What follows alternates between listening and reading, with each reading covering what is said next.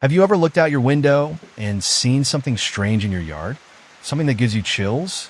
Well, let me tell you about a winter that changed everything for me. It all started after a big snowstorm. My family and I woke up to a world covered in soft, white snow. It was beautiful at first, but then we saw it, a huge snowman standing tall just outside our home. At first, I thought it was just a funny sight, something to laugh about. But as the days went by, I noticed something strange. Hey there, dreamers! If you love drifting off to enchanting sleep stories, we have something special just for you. Introducing LipoSlend, the natural at-home liposuction method that supports healthy and steady weight loss while you sleep. Imagine waking up feeling refreshed and lighter, thanks to our unique formula that harnesses the power of nature. With ingredients like sulforaphane, cis quadrangularis, and acetyl-L-carnitine, LipoSlend works to stop fat from growing and helps your body manage weight effectively. And that's not all. When you order today, you'll receive 2 free bonuses. 1. Flawless Skin Secrets. Learn how to tighten loose skin and banish cellulite after your weight loss journey. 2. Primal Desserts. Indulge in delicious, fat-burning sweets that satisfy your cravings without the guilt. Plus, enjoy free shipping on every order. Ready to transform your nights and your body? Click the link in the description below to claim your discounted LipoSlend and start your journey to a healthier you today. The snowman seemed to change, to move, and to watch us. I could feel a chill that wasn't just from the cold. I wanted to run and hide, but I couldn't look away. As I share my story with you, I invite you to join me on this journey. So, grab a warm blanket, settle in, and let's dive into this snowy tale together. And hey, don't forget to subscribe and let me know in the comments where you're listening from. I promise you won't want to miss what happens next. The snow crunched under my feet as I looked out the window. Everything was covered in soft, white blankets that sparkled under the moonlight. But something was off. I settled into bed, curling up under the blankets, trying to shake off the weird feeling sitting in my stomach. As the shadows danced across my room, I heard a low creaking sound just outside my window. It sounded like a whisper, carrying on the wind. I peered through the glass, but all I could see was the giant snowman standing there, tall and silent. Then I saw it. Its form seemed to shift just a little. I blinked and rubbed my eyes, thinking I was imagining things. But no, the snowman was not in the same spot anymore. I covered my head with my blanket, shivering. Was it moving? Was I just being silly? My heart raced, pounding in my chest like a drum. I felt small and helpless, knowing I couldn't look away. Would I dare to check again? The thought sent ice through my veins, but my curiosity forced my eyes back open. Yet the snowman was back to stillness, watching. Days passed, but the discomfort lingered in my mind. Each morning, I'd look outside, and the snowman stared at me, its cold eyes penetrating. But then strange things began to happen. First, my favorite scarf disappeared from the porch. I knew I had left it outside the night before. I searched everywhere until I gave up, thinking it might be in the house. But the next day, my brother's little shovel vanished too. Where could it have gone? Mom said maybe the wind blew them away, but I didn't believe her. I felt silly even thinking it, but deep down, I wondered if the snowman took them. I think that it was playing a game, hiding our things from us. Then it happened. We left carrots for the snowman's nose, and they were gone. Just gone. I ran outside, searching the yard like a detective, peeking behind bushes, hoping to find our lost treasures. Each corner I turned only added to my dread, as I felt something was lurking unseen. I noticed footprints in the fresh snow, not from our boots. They were larger, some patches of snow on the ground looking tampered with. I stepped back quickly, too afraid to lean closer. The snowman stood silently, its smile somehow growing wider, as if it reveled in the game it was playing with us. One evening, I finally decided to go outside. I had to see it up close and gather my courage. As I stepped onto the porch, the air was frigid and heavy, wrapping around me like a dark cloak.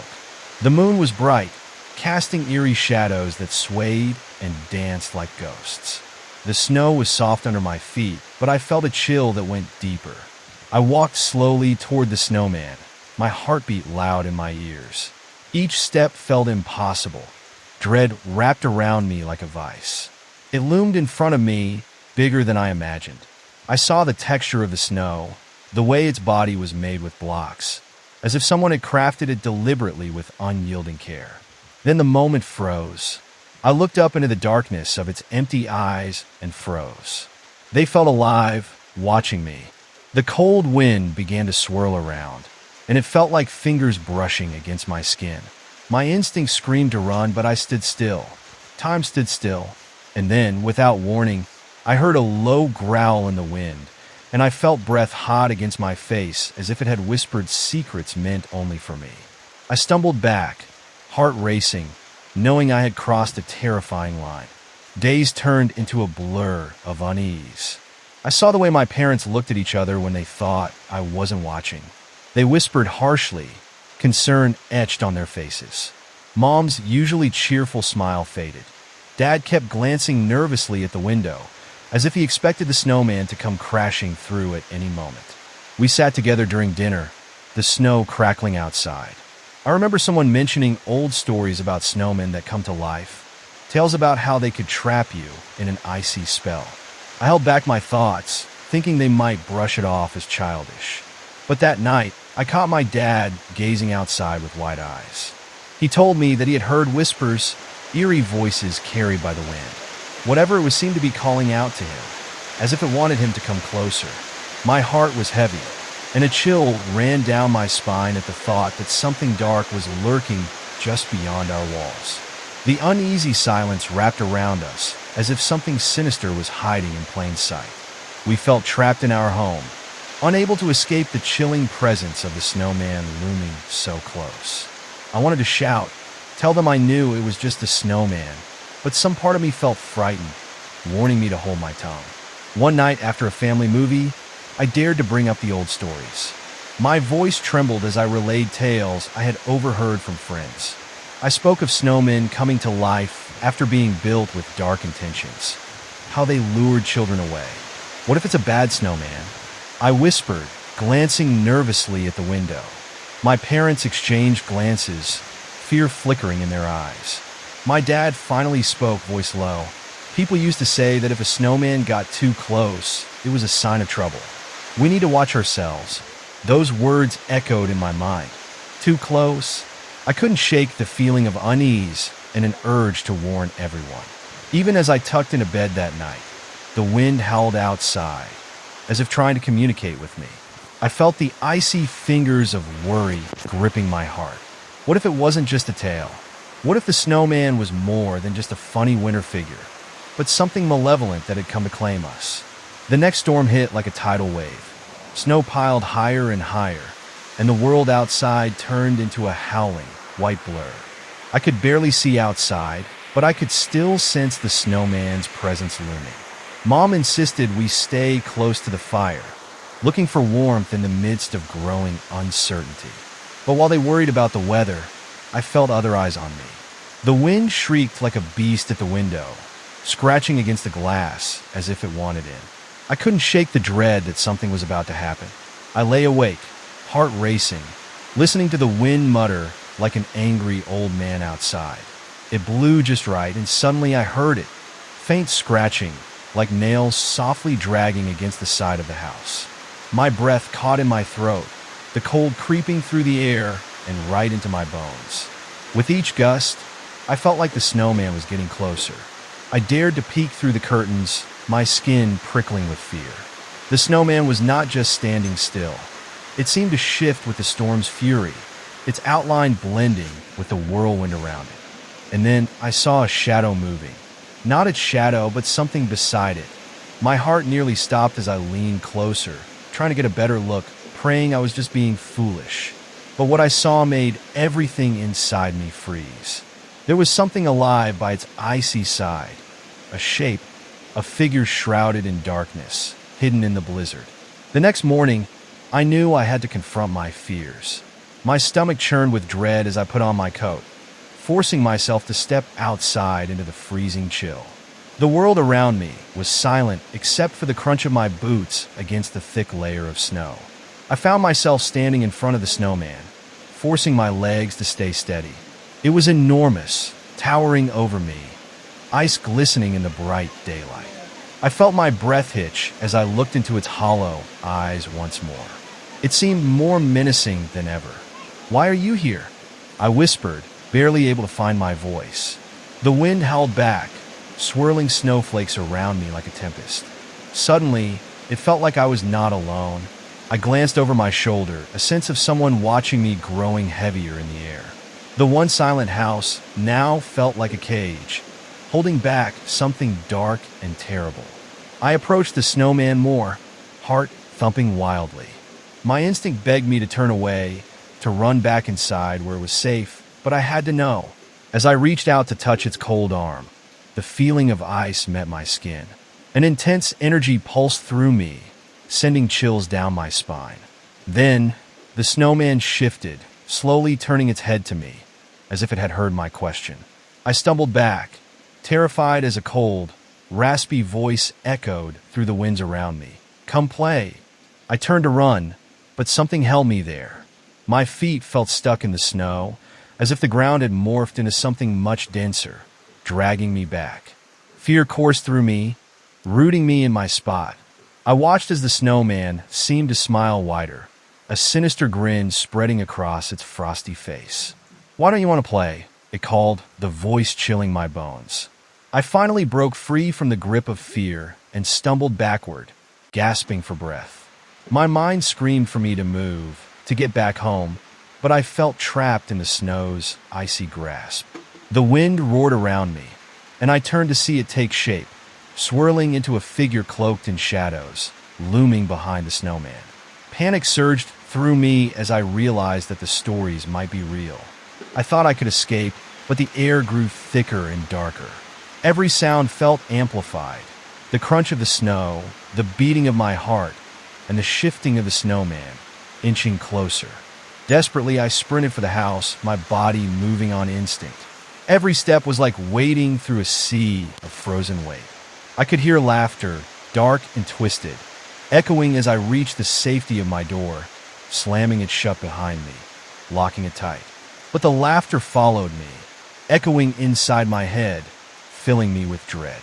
I collapsed against the door, breathless and terrified. Where was the safety I sought? If it got closer, I didn't know how I would survive. Inside, I felt safer, but was I? The house felt alive, trembling with the remnants of fear I carried. I stared at the window, frozen in place. Outside, the snow continued to pile up, and the snowman loomed, its outline now engulfed in shadows that twisted and changed. I attempted to shake off the horror, my mind racing to understand what had happened. It was everything I feared, as if the snowman had some kind of dark magic. I could feel its gaze through the glass, powerful and relentless, holding me hostage. But no matter how tight I closed my eyes, its face remained etched in my mind, the horror of its icy grin haunting me. I knew that just beyond the walls of my home, the chaos lay waiting, relentless in its pursuit. As hours turned into an eternity, I couldn't shake the feeling that the snowman was waiting for me. It was no longer just a part of the landscape, but a strong force, a quiet invitation to come back out.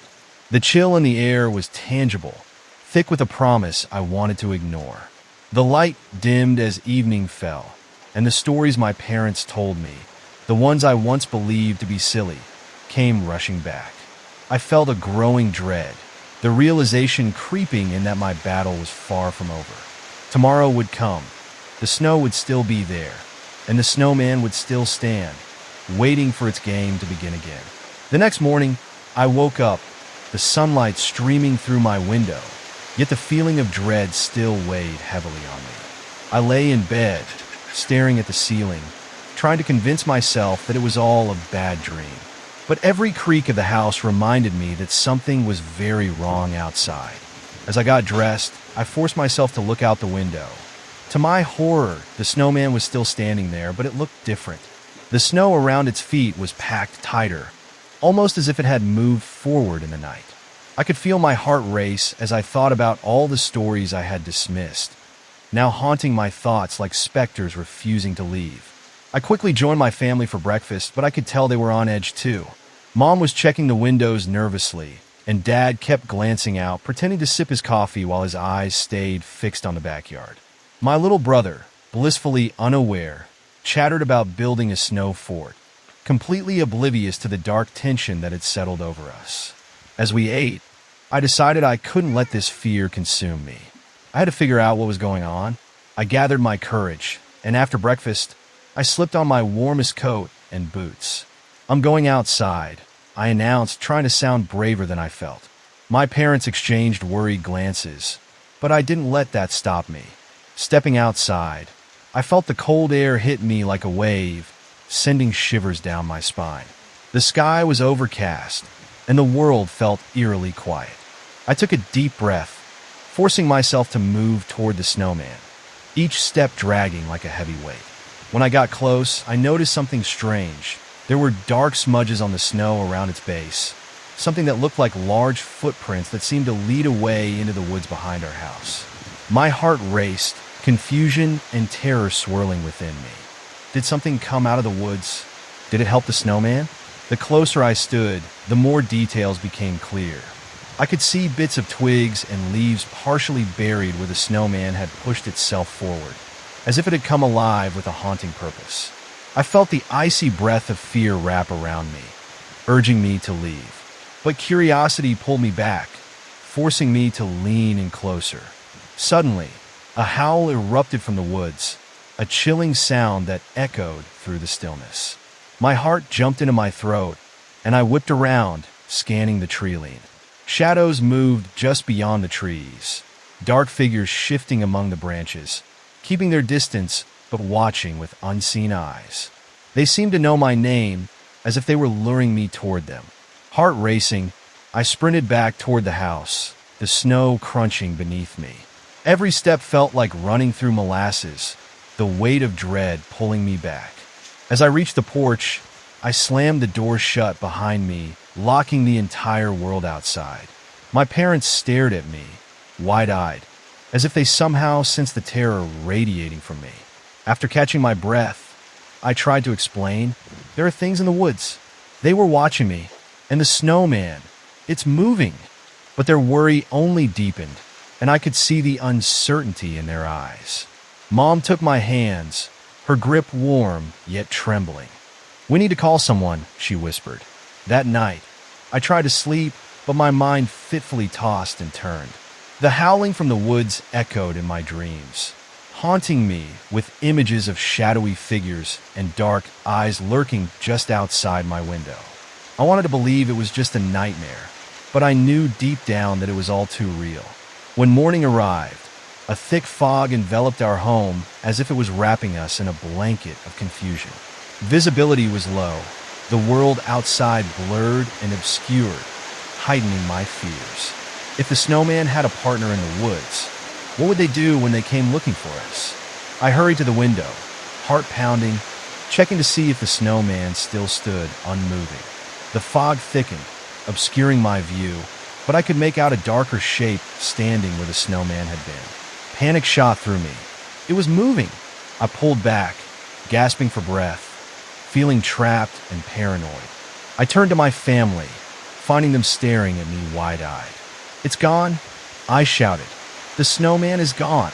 Mom immediately rushed to the window, her hands gripping the edge of the frame. Dad joined her, peering out into the fog like it held terrifying secrets. "Where could it have gone?" Mom whispered, fear threading her voice. Minutes felt like hours as we waited in agonizing silence. The shadows seemed to watch us, waiting for the perfect moment to strike. I dared not move, afraid that if I made a sound, I might invoke the wrath of whatever lay beyond the fog. Finally, with a trembling hand, I opened the door and stepped into the thick mist, called by a sense deep within me that I couldn't ignore. I could barely see where I was going, but I had to find the snowman, had to know what was happening. The air felt alive with whispers, swirling around me like a haunting symphony. Each step churned the fog, revealing and hiding the trees, as I finally caught sight of something jutting out of the snow, a carrot. My heart sank as I recognized it, the carrot we had placed for the snowman's nose. Desperation surged in me as I knelt down to pick it up. Suddenly, I felt a cold gust of wind shooting past me, sending shivers all over my body. The air felt charged, electric. Turning around, I gasped. The snowman stood only a few feet away, its eyes burning with an otherworldly glow, as ominous as the shadows that crept behind it. I choked on my words, frozen in fear. The snowman shifted, the air around it swirling like a storm was brewing. I couldn't move. I wanted to scream, but no sound came out. It tilted its head, and I felt a chill grip my heart. Then, with a voice that echoed in my very bones, it spoke. "Play with me." The snowman's voice echoed chillingly, wrapping around me like a freezing fog. I felt my heartbeat quicken, pounding in my ears as the words hung heavily in the air. My gut screamed for me to flee, yet the snowman's glowing eyes held me in place, an unyielding grip that was as icy as its body. I couldn't tear my gaze away, caught between fear and some sick curiosity. What did it mean to play? A part of me wanted to run, to sprint back to the safety of home, but another part, a dark, twisted part, felt drawn to it, as if we were tethered in some way. The snowman's hollow eyes seemed to flicker, flickering with an invitation, daring me to step closer. Suddenly, the fog shifted, swirling violently as a cold wind whipped around me. Shadows surged forth, emerging from behind the trees, undulating like dark smoke. My heart stopped as I saw the figures, muted outlines of children, their faces pale and ghostly. Their eyes were wide, empty, as if they too had been waiting for someone to join their dreadful game. Join us," they whispered, voices merging with the wind, a chilling harmonization that sent shivers racing down my spine. My instincts screamed to flee, yet I stood frozen, fear rooted deep within me. Each child reached out, their icy fingers stretching towards me, as if they were trying to pull me into their gathering. "Come play," the snowman chimed, its smile widening unnaturally. The ground beneath me felt unstable, snow shifting like quicksand. I staggered back, but the figures moved closer, the chill of their presence almost tangible in the thick air. I could feel their sorrow, lingering in the space around me, a heaviness that pressed against my chest. I wanted to scream, to shout at the top of my lungs, but every sound choked in my throat. The fog closed in tighter, isolating me from my home. The cold became unbearable, dipping into my bones, mixing with my fear. I turned, desperate to flee back into the warmth. But the ground seemed to conspire against me, every step feeling heavier, as if I were trudging through thick sludge. "Stay and play with us," the snowman urged, and I felt something shift within me. The urge to turn back swelled, but it was met with confusion, an overwhelming curiosity mingled with sheer terror. The faces of the ghostly children watched me, their expressions a mirror of lost hope, longing for something I couldn't fathom. In that moment, I surged forward, fighting against the pull of the snowman and its sinister game. I rushed through the fog, desperate to break free. The wind screamed around me, and the whispers rang louder, echoing my name. I pressed on, but I could feel it, the darkness wrapping around me, feeding into my fear. As I dashed toward my house, the door felt like an unreachable fortress. The laughter of the children echoed behind me, and I risked a glance back. The snowman stood tall, its eyes glowing brighter, illuminating the darkness around me, casting eerie shadows that danced in the fog. I stumbled and fell, snow rushing up to greet me like a cold embrace. My breath came out in panic gasps as I scrambled to my feet, glancing behind. The figures lingered, shifting between the trees, their sad eyes now ablaze with a fierce desire, almost sending a chill of longing through me. They were beautiful and terrifying, echoes of a childhood innocence that had been twisted into something malevolent. "Play with us," a voice called, clear and sharp as ice. It seemed to resonate within me, pulling my heart closer, tempting me to step away from the safety of my home. I could almost see it in my mind, laughter, snowball fights, all the fun that came with winter. Yet this was different. This was wrong. I finally reached the porch, feeling the weight of something dark pressing upon me. I fumbled for the door, my fingers trembling as they grasped the icy handle. The whispers turned to screams behind me, and I felt a surge of adrenaline pump through my veins. I burst through the door, slamming it shut as the darkness pressed against the other side. Heart racing, I leaned against the door, hoping it would hold. The fog outside swallowed the world, but the fear lingered in the air inside my house, thick as the gray mist. My eyes darted around the room, my family still huddled together, their faces pale, each one mirroring my own tumult of emotions. They could feel it too, the grip of dread that refused to loosen. I glanced back at the window, the faint outlines of the snowman and its spectral companions becoming visible through the gloom. I gasped, realizing the shadowy figures had moved closer, waiting expectantly, ravenous for participation in whatever dreadful game they craved. "We need to go," I said, urgency driving my words. "We can't stay here." Mom and Dad exchanged worried looks, finally waking from the paralyzing fear that had held them. Dad moved to the window, peering out just as the snowman let out a long, echoing laugh that vibrated through the glass. It was deep and reverberated through me, a cacophony of malice and desire. "Stay away," he shouted, the authority in his voice almost desperate. But I could see the fear in his eyes, knowing he was powerless against whatever ritual the snowman demanded. I felt my body tremble, a horrible chill creeping back in as if the shadows were trying to invade the warmth of our home. Every sound outside heightened the atmosphere, the whispers weaving tales of those who had played before. How many had been lost to it?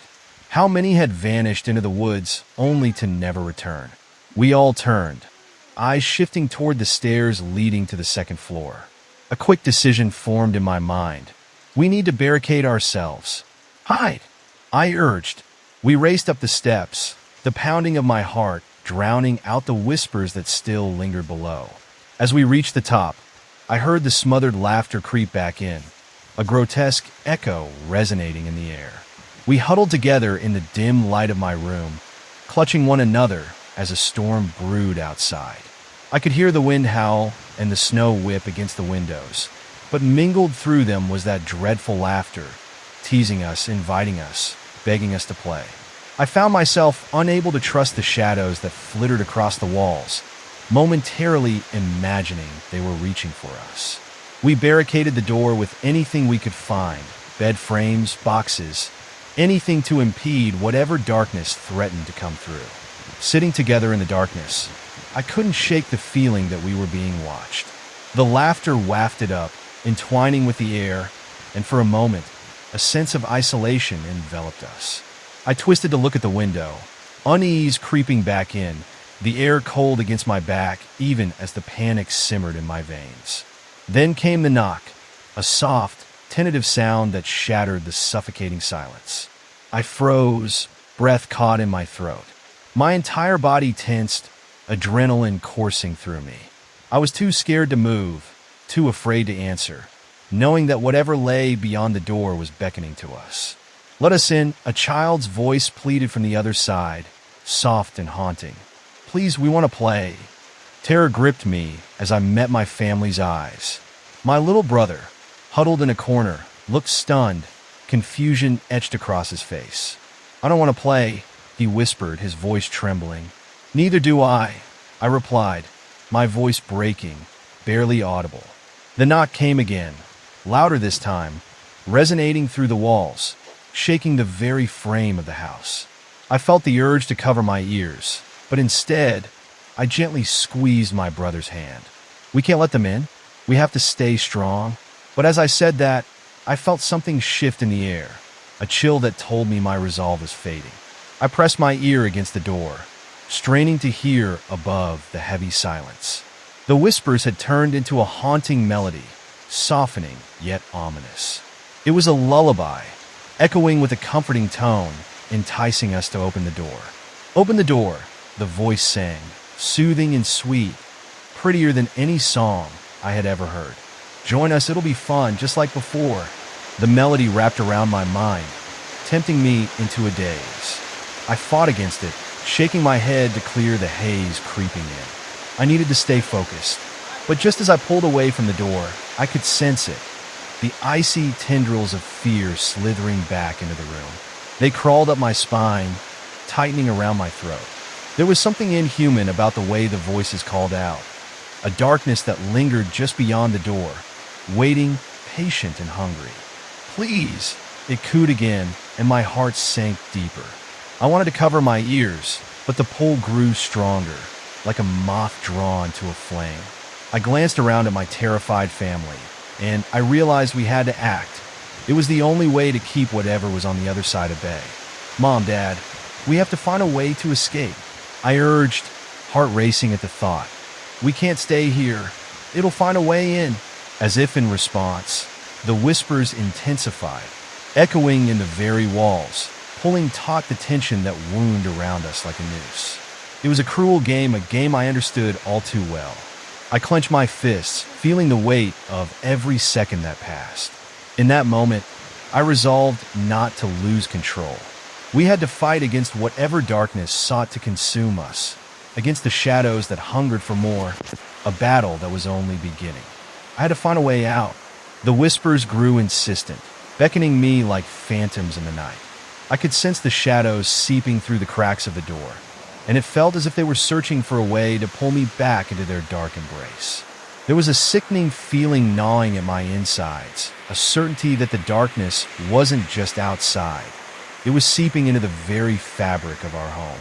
My heart raced as I felt the weight of my family's fear bubble beneath the surface. I looked at my parents and my brother, their faces pale, eyes wide and panicked. Can we break a window? I suggested, my voice trembling but determined. If we could just get outside, we can run to the neighbors, anyone. I could barely comprehend the thought of being outside again, but staying felt infinitely worse. Dad shook his head, looking haunted. We can't. We could get trapped out there, or worse. The intensity of his gaze flickered momentarily, a flash of something dark crossing his face as he turned to the door again. I can't let anything in. We can't let them inside. Mom gripped my brother tightly, her knuckles white, worry etched into her brow. What do we do? She asked, her voice quaking as the knocks grew louder, more rhythmic, as if a heartbeat reverberated from the other side. I closed my eyes for a moment, feeling the cool veneer of hopelessness wash over me. I needed to think. My mind raced over everything. The snowman, the children, the piercing whispers that had slowly crept inside my head.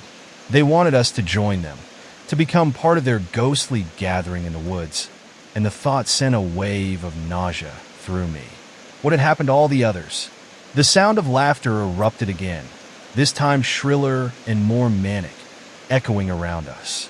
The shadows danced against the walls, twisting and warping, reminding me of limbs stretching too far, fingers clawing to escape.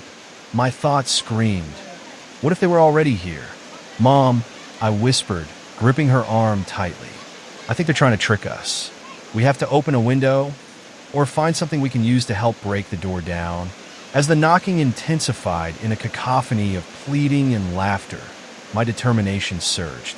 We had to act before it was too late. I motioned toward the old dresser against the wall. It was heavy and worn, barely holding up against the years of wear. We can use that to block the door. With urgency, we began to shove the dresser toward the door, its wooden legs scraping against the floor, sending a shiver down my spine. The knocking faltered for a moment, and I could swear the voices outside paused, waiting as if anticipating our next move. Then, just as we managed to shove the dresser against the door, the knocking returned with a vengeance, a deafening assault that rattled the very frame of the house. Let us in, the voices screamed, a cacophony of desperation mixed with glee that filled my ears. I pressed my palms against the door, feeling an intense energy pulsing from the other side, a cold that nearly froze my skin. My breath quickened, incited by an instinctual urge to flee.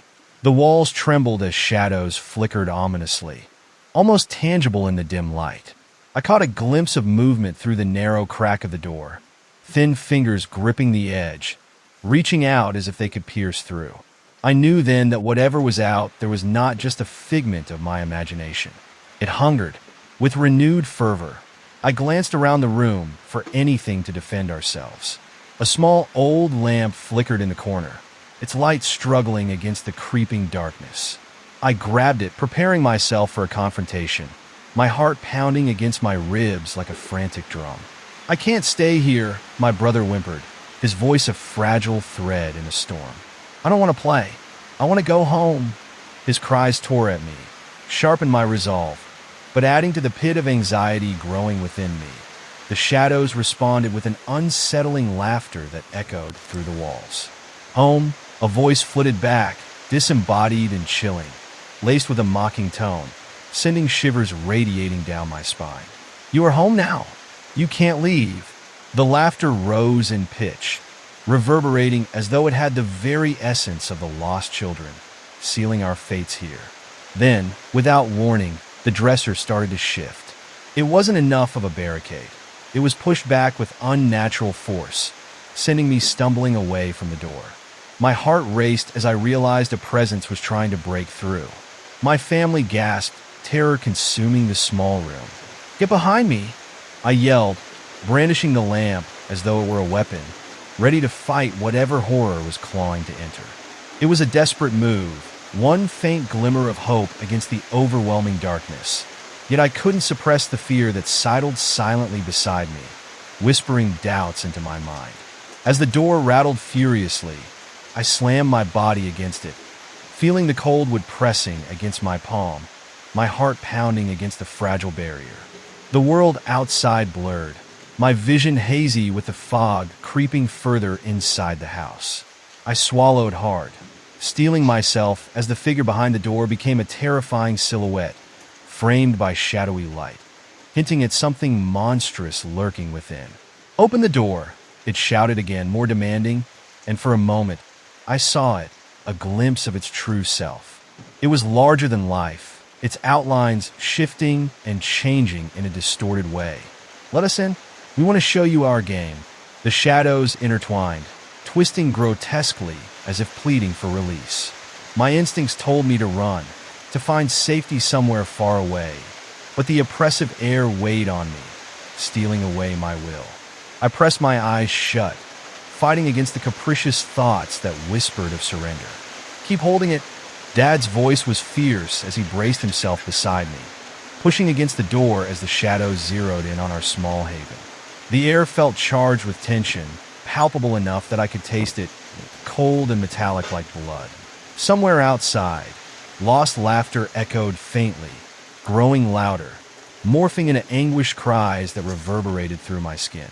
The shadows danced mockingly around us, heavy not just with despair, but a palpable hunger.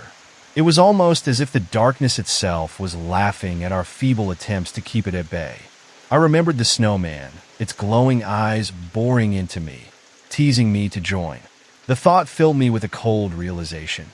It was all an elaborate trap, a game where the stakes were life and death, and I could feel its climax approaching.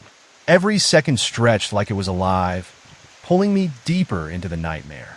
"We have to fight back," I suddenly shouted, feeling the electricity of fear coursing through me. I didn't want to lose this battle. I couldn't let the shadows win. I looked around at my terrified family and saw their courage flickering like the lamp in my hand. There had to be something we could do together, something stronger than their sinister game. Gathering my breath, I knew what I needed to do. Confront the shadows head-on, take the fight to them. "On three, we push together," I declared firmly, looking into my dad's eyes. "We can't let fear take over." They nodded, my family mirroring my determination, if only for a moment. Together, we could reclaim our space, reclaim our lives from the dread that loomed on the other side of the door. "Ready?" I counted down, and as I reached one, the shadows surged forward, slipping through the edges of the door with a desperate hunger. "Go!" With all our strength, we pressed against the door. Just as we did, there came a thunderous crash, and the dresser toppled aside, leaving the door vulnerable. The blinding light of the lamp flickered wildly, illuminating pale, hands desperately reaching in from the other side. I raised the lamp high, swinging it against the door as if it could somehow disperse the darkness. The light flickered painfully against the shadowy figures, causing them to recoil momentarily, their howls rising again, echoing chillingly. "Stay back!" I screamed, my voice raw, pushing down the tremor in my heart. I could see their faces now, ghostly pale with hollow eyes, shimmered with a sinister glee. They were children, once innocent, lost with time, begging for acceptance, their twisted forms reaching out for a chance to pull me down into their everlasting winter. Each swing of the lamp felt futile, and I could feel my resolve wavering as they whispered my name, coaxing me to join. "Together we can be free. Forever," they called, and the invitation was intoxicating. The line between reality and oblivion blurred, yet I felt the warmth of my family behind me. It anchored me, bringing clarity to my racing thoughts. I couldn't succumb. I wouldn't abandon my family to the darkness. "Fight it!" I shouted, and my family rallied around me, pushing against the door with renewed strength. "We can't fall for their games." The shadows howled louder, enraged by our defiance. They pushed back, clawing and scratching, trying to breach our defenses. I could hardly breathe, the tension building as the air thickened with fear and determination. The lamp flickered again, dimming almost to nothing, but suddenly, an idea sparked within me. I had an ember of hope to grasp. "Mom, the matches. They're on that shelf," I hollered, urgency filling my voice as I glanced toward the dim light. Without hesitation, she nodded and darted toward the shelf, plucking a box of matches from its perch. Racing back, she held them tightly, eyes wide with determination. The shadows pressed closer, their icy fingers just inches from breaking through. "Light it," I urged. She struck the match with a flare as the flame erupted to life, illuminating our small space. In an instant, the shadows recoiled, brimming with rage, their cries piercing the air like echoes of anguish. "No, don't use the fire. You'll ruin the game," they screeched, but the flames danced defiantly in the dimness, a beacon of our will. With a swift motion, she coaxed the flame closer to the lamp, igniting the wick, and suddenly, the living room exploded with blinding light, washing away the encroaching shadows. "We can drive them back," I shouted, feeling an exhilarating rush of power coursing through me. Encouraged by the newfound light, we pressed against the door with newfound vigor, determination uniting our spiraled fears into fierce strength. "Back, all of you!" I yelled, wielding the lamp like a sword, thrusting it forward against the shadowy apparitions that lingered at the threshold.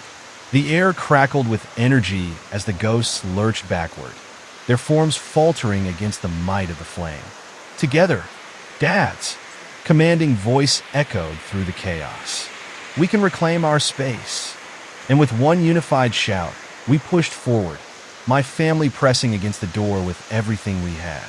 The darkness writhed, twisting in agony as it fought our resolve. The shadows began to dissipate, retreating into the void from whence they came, their anguished cries melting into the night around us. But as the last gasp of laughter faded, a chill swept through the room, and the remaining figures dissolved into a mist, leaving only a darkness that felt strangely alive. We stumbled back in unison, breathless and reeling from the wake of our battle. The door held strong, and for the first time in what felt like an eternity, I felt a flicker of hope. We had defied it. We had withstood the pull of the shadows, but deep down, I knew the fight wasn't over. The winter had only begun. "What if they come back?" my brother whispered, fear lingering in his voice. The thought haunted me. "I don't know," I admitted, my gaze fixed on the door where the darkness had once thrashed. "But we're not powerless anymore. They've seen we can fight." As the moments passed in silence, I felt the weight of the cold press against the walls, an awareness creeping in that our lives had forever changed. The world outside remained covered by a thick veil of fog, and every crack in the wall seemed to echo the whispers of the shadows that continued to beckon, insatiable, and cunning. And deep down, I understood. I had stepped into their game, and there was no way to make peace with the shadows that sought to reclaim me. The world outside remained covered by a thick veil of fog, and every crack in the wall seemed to echo the whispers of the shadows that continued to beckon, insatiable and cunning. I felt an icy chill creep down my spine, a paranoia that wrapped around me like a shroud. My heart pounded so loudly in my chest that I could barely hear the subtle hum of fear resonating through the air. It felt as if the house itself was holding its breath, waiting for the next chapter in this horrifying tale. I glanced around, searching for any signs of the sinister forces that had just assaulted us, wondering when they would return and what form they would take. Are they really gone? My brother's voice trembled in the thick silence, cutting through the tension. I looked at him, unsure. I hope so, I whispered, trying to quell the fear rising like bile in my throat. But the dreadful feeling creeping back was undeniable, gnawing at my confidence. Mom clutched my brother's hand, her eyes darting around the room, searching for any hint of danger. "We need a plan," she said, her voice a strained whisper. "We can't just sit here waiting. If they return, I know what we have to do." My voice came out stronger than I felt. "We need to get out of this house. Find a way to break free from whatever is holding us here." Dad nodded, looking resolute. "Then let's do it. But we need to be careful. They know we're vulnerable now." With growing urgency, I grabbed the lamp and held it up high, its weak glow flickering but still offering some measure of comfort. "Follow me," I said, leading the way toward the narrow hallway, every creak of the floorboards sounding like a warning. As I moved down the hall, I caught glimpses of shadows darting just beyond my vision, fleeing as if to wait for the perfect moment to strike. The oppressive silence felt suffocating, a palpable weight pressing down on us. We reached the front door, but my heart sank as I twisted the knob. The door refused to budge. It was as if it had been sealed by something unnatural, a barrier preventing any escape from the horror that lurked outside. I put my shoulder against the wood and pushed with all my strength, but it wouldn't yield. "Why won't it open?" My brother whimpered, fear spilling over in his voice. "What's happening?" "Stay calm." I forced the words out through gritted teeth, frustration boiling beneath the surface. The air was thick and acrid, sending tingling sensations down my arms. "Something's keeping us here." Suddenly, from the corner of my eye, the hallway darkened further. The shadows began to stretch and swell, oozing downward like a thick fog creeping toward our feet. A cold dread washed over me, and I stepped back, my heart racing. "Move! Now!" I yelled, turning back towards my family, desperate to get them away from the encroaching darkness. But it was too late. The shadows coiled around us, sinking into the floorboards, the walls, determined to drag us down. The whispers swirled like a maelstrom around us, mocking our struggles. "Come play with us," they hissed, their tones seductive yet chilling. "We want to have fun forever and ever." I felt a deep sense of panic rise within me, clawing at my throat like 1,000 tiny fingers. Mustering every ounce of courage, I raised the lamp again, its flickering light pushing back against the dark tendrils, momentarily halting their advance. "Get against the wall," Dad shouted, urgency in his voice, and we huddled together, pressing our backs against the solid surface, feeling the oppressive weight of the shadows pressing in on us. "Keep the light up," I yelled, my voice steady now despite the fear wrapping around my heart. "Don't let it go out." We had to hold on to this fragile hope, this flickering flame against the madness that sought to envelop us. As the darkness thrashed around us, I heard the distant sounds of laughter again. It became more desperate, more sinister. "You cannot escape. You belong to us." The shadows twisted and twirled, forming shapes of grotesque figures, faces etched with delight, as if they reveled in our terror. They seemed to emerge from the very fabric of the house, animated by an evil force that sought to revel in our hopelessness.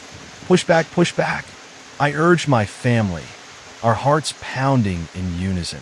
The voices grew louder, shriller, and the shadows reached for us, clawing at my skin, whispering fears only I could hear.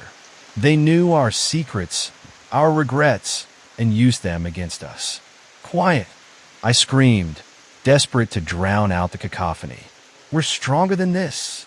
But deep within, I felt the doubt creeping back. Would we be able to fend off whatever loathsome power was manipulating the darkness around us? Suddenly, the laughter transformed into a deafening roar that filled the air, drowning me in a sense of despair. I caught sight of fleeting faces, children laughing, their eyes rimmed with darkness, a sickly glow that gleamed with malice. They reached towards me as if inviting me to play their cruel game. I stumbled back, my resolve wavering as dread wrapped around me like an iron grip. "We have to get to the windows," I shouted, my thoughts racing. It was a long shot, but perhaps, just perhaps, we could break free before we were engulfed completely. "Over there!" Mom pointed toward the large window at the end of the hall, flanked by a curtain that billowed ominously, taunting our escape. I nodded, knowing we had to risk it. "On three!" I counted down again, determination coursing through my veins like fire. We turned and dashed toward the window, the shadows snarling in anger, pulling at my feet like malicious vines trying to entangle me. My heart thudded wildly as we reached the window. I grasped the latch and yanked it down, but it wouldn't budge. The darkness hissed, a chorus of voices rising in fury. "Let them in! Join us forever!"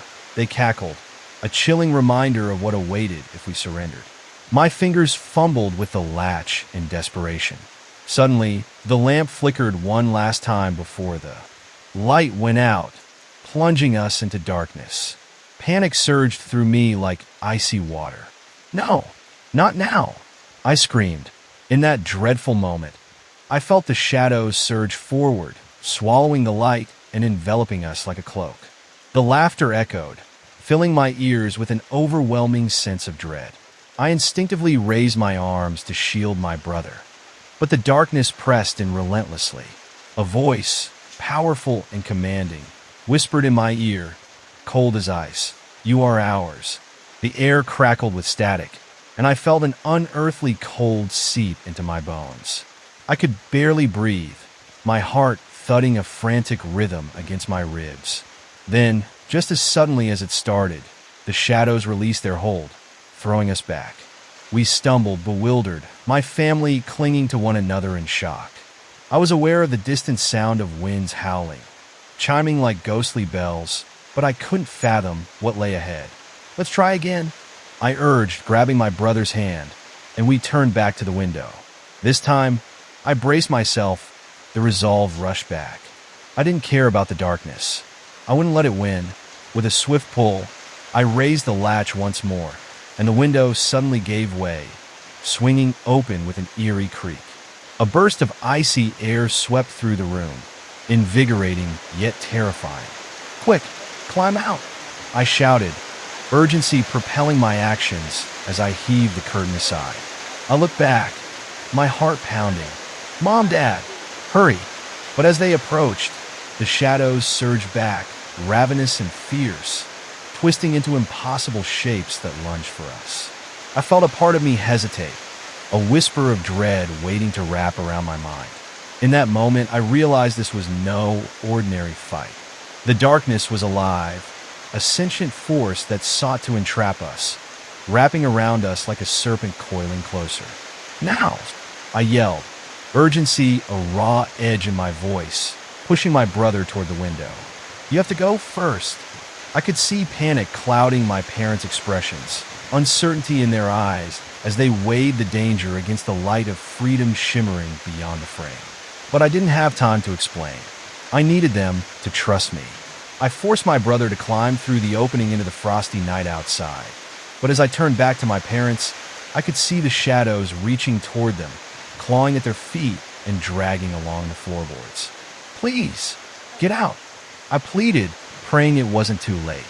What was left of my resolve shimmered thinly against the grinding darkness, but I couldn't lose hope now. Finally, my parents stepped through the opening, and we tumbled out into the night, gasping in the sharp cold that surrounded us like a blanket. But the shadows swirled behind us like dark waves, furious at our escape, shrieking in rage. I looked back at the house, dark and sinister against the twilight sky. It loomed like a monstrous figure, its windows glowing faintly, as if alive with the malevolence it housed within. "Run!" I yelled, and we bolted across the yard, the crunch of snow beneath our feet growing louder with each heartbeat, urgency driving us onward. The laughter grew faint, but I knew the menace still lurked just beyond the threshold, furious at being denied its prey. Every step felt like a battle against an unseen force, the weight of the shadows trailing behind us like a reeking fog, lurking within the bitter cold of the night. I could feel the darkness clawing at my back, just an inch away from reclaiming its hold. We raced toward the road, the faint glow of distant streetlights beckoning us like a lighthouse guiding lost ships through the storm. But even then, the feeling of being watched pricked at my skin, leaving me with a nagging sense that we had only just begun this harrowing ordeal. "Keep moving," I urged my family, though my own words felt hollow against the chilling silence of the night. I could barely breathe, the overwhelming urge to look back clawing at me. But I forced myself to focus on the thin line of hope ahead. Yet in the distance, the laughter returned, softer now as if it carried a weight of inevitability, fading into the background as if promising to follow, always lurking just beyond the horizon. I knew that whatever darkness lay concealed in the recesses of that house had not been vanquished. It merely lay in wait, plotting, preparing for its next move, trailing us like a gossamer thread, tethered to our very souls, waiting for the moment to strike once more. I knew that whatever darkness lay concealed in the recesses of that house had not been vanquished.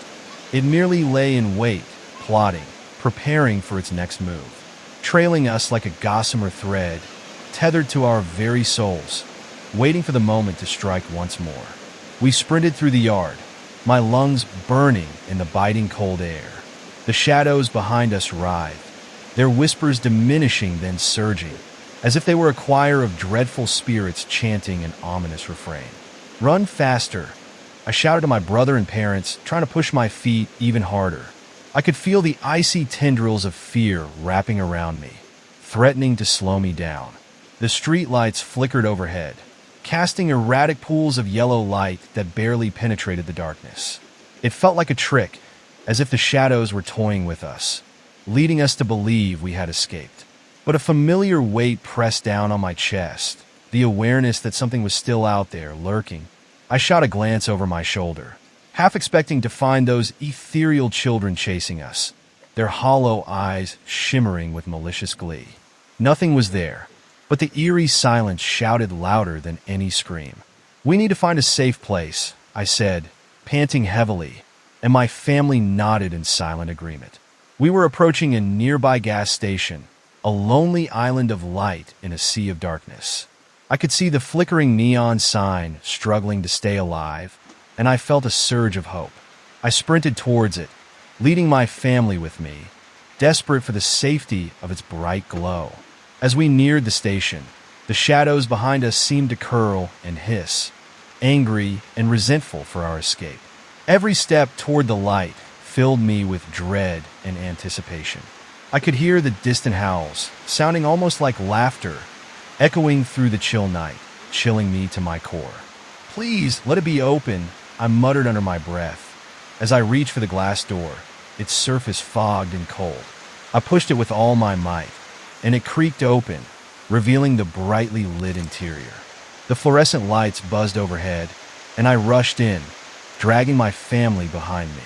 The familiar smell of gasoline and snacks enveloped us, cutting through the overwhelming feeling of dread. But even in this moment of safety, a nagging doubt lingered at the edge of my mind. I glanced around, hoping to see anyone who could help us. The cashier, perched behind the counter, was asleep, his head resting on his arms. I shook my head in disbelief. Where were the other patrons? Getting to the gas station had felt like a miracle, but now an unsettling emptiness enveloped the space. "Stay close," I whispered, motioning for my family to follow as I walked deeper into the store. The lights flickered again, casting eerie shadows that danced on the walls. Suddenly, the air turned dense, as if the darkness from outside had crept in with us. I felt an overwhelming chill race down my spine, the kind that signals danger was near. A feeling of being watched washed over me, causing the tiny hairs on the back of my neck to stand on end. "Did you feel that?" I asked, glancing back at my family there, eyes wide with fear. "We need to go," my brother whispered, his voice shaking. Just then, a thud echoed from the back of the store, loud and startling, as if something heavy had fallen. I froze, heart thundering in my chest. It was followed by the soft sound of laughter that seemed to float through the air, sinister and melodic. Without thinking, I pushed my family toward the front counter, and the cashier woke with a start, his panic-stricken eyes darting around as if he sensed something was wrong. "What's happening?" he muttered, his voice trembling as he glanced out toward the darkness beyond the store. "Something's out there," I said, feeling my voice waver. "We need to call for help." He stretched for the phone, fumbling with the receiver, his hands shaking as he punched numbers into the keypad. But as he did, the lights above flickered, and something resembling a roar erupted from outside, shaking the glass in the windows. "Get in!" the cashier shouted, suddenly afraid. "We need to lock the doors." I rushed to help him, my instincts kicking in, and my heart sank as I heard the shadows shifting outside, a slithering sound that made my skin crawl. I reached for the door, swinging it closed and slamming the bolt into place just as I heard the scrape of something against the pavement outside. The moment I turned back, I saw the expressions on my family's faces. The sheer terror reflected back at me made my stomach drop. "What is out there?" my mom gasped, clutching my brother's arm tightly. "I don't know," I stammered, turning to the cashier who was now peering out the front window. His face drained of color as he recoiled slightly. "Something is coming," he whispered, as if afraid to speak the words. "I can feel it." The gas station trembled with a low, rumbling growl, vibrating through the floor beneath my feet. My heart raced. The whispers had returned, slowly seeping through the walls, sketching dread across my mind. They taunted us with sweet promises of safety if we just stood still and listened. "Don't resist," they beckoned, their voices laced with an unsettling harmony that made me feel dizzy. "Come play. There's no escape." I struggled to silence the whispers, pressing my palms against my ears, desperate to drown them out. "We need to get out of here," I insisted, glancing at the door, aware of the looming darkness beyond the glass, an intoxicating abyss full of all the horrors I could imagine. Then, as if on cue, the lights flickered again, this time plunging us into semi-darkness. The glow from the gas pumps outside cast an eerie, greenish hue into the shop, and shadows flickered across the walls like dark whispers racing to close in on us. Panic set in as the door rattled violently, sending shockwaves through my body. I could feel breathless dread creeping into the back of my mind. The shadows were testing us, searching for any crack in our resolve to squeeze through and consume us whole. "We can't stay here," I shouted, my voice bordering on hysterical. "They'll find us." "Where can we go?" my dad asked, urgency spiking his words. "Through the back." I pointed toward the store's rear exit. It was our only option, if we could find a way out before whatever was outside breached our fragile sanctuary. "Let's move," I urged, and we rushed toward the back, feeling the oppressive weight of the shadows trailing behind, roaring with discontent. The cashier followed us, fear igniting his desperate desire to survive. We shoved through the narrow aisles, dodging the shelves packed with merchandise, and reached the back door.